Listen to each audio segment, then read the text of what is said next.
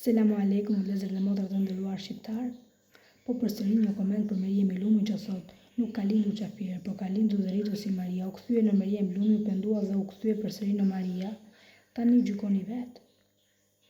Unë nuk e di motra se me çfarë të drejte vjen këtu e thua gjykoni vet.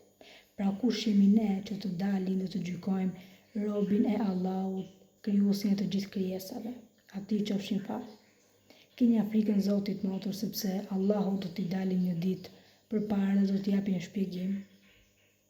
Neve jemi krijesat e Zotit dhe Zoti është ai që gjykon mbi ne, mbi vendimet tona. Por jo ne të dalim e ta gjykojmë tjetrin. Pra tani gjykoni vet. Me këtë fjalën ti çfarë ke dashur të thuash? Unë çfarë mund të them për Meriem Elumi? Pra çfarë gjykimi mund t'i jap unë? Unë po nëse komentoj Meriemen do t'i bëj dam vetes time, sepse nuk po takon mua ta gjykoj, sepse nuk e krijova unë jam një njeri i krijuar dhe as të tjerët nuk i intereson për ta gjykuar Meriem Elumin, sepse janë njerëz të krijuar. Krijuesi gjykon mbi to. Dhe të lutem shumë, keja frikën Allahut, dhe unë një pyetje po ja bëj vetes time që a kaq shumë ju ka marrë malli për Meriem Elumin, që sa hap TikTok, YouTube, Instagram, Facebook, delimi Meriem Elumi duke e gjykuar.